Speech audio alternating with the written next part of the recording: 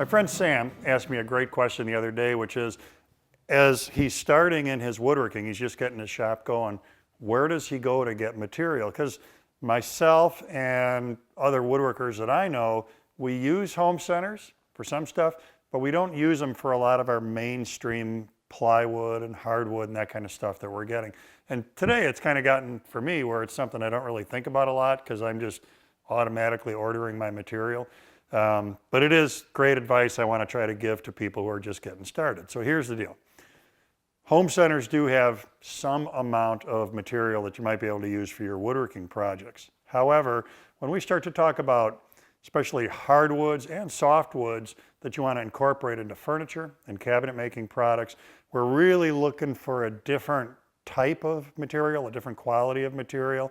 So one thing is, if you go to a home center and you're buying red oak that's shrink wrapped in a piece of stretch film and it's a 1x6, you're paying a lot of money per board foot for that board. Is it red oak? Is it going to work? Yes, but you're really going to pay a lot of money for that.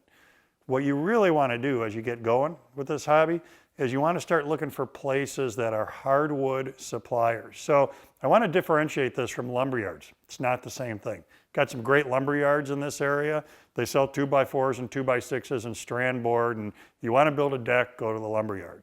You want to build a cabinet, hardwood suppliers. So in the yellow pages, if there is still such a thing, or use Google, or call a local cabinet shop. Tell them what you're looking for. Ask them who their suppliers are. Now there's some caveats to this.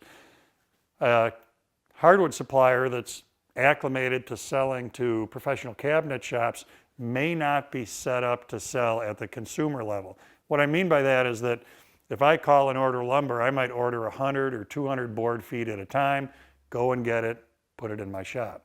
You might want 10 board feet, 15 board feet. Maybe you want to try to pick the boards yourself. So when you call that seller, you've got to ask them, do they do retail sales? Will they sell business to consumer as opposed to business to business? Do they have quantity cutoffs? Now, a lot of this stuff can be worked around. So for instance, on the quantity thing, if they do have minimums, 100 or 200 board feet, a solution to that is to go in with other woodworking people, check out if there's a club in your area where you can get involved with other people looking for the same species.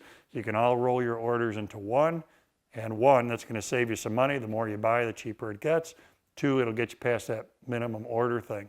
But I think it's really, really important as you look for better quality wood and as you look for better quality man-made materials, plywood, MDF, melamines, that you've got to start to explore these other places that are supplying the cabinet shops in your area, and you're going to end up with much better material coming in, which sure makes your woodworking a lot easier to do and your results a lot better. So again, check out local cabinet shops, ask them who they're using, look for hardwood suppliers, make some phone calls, nail this down, and that'll get you started on the road to bringing in better quality material for your woodworking projects.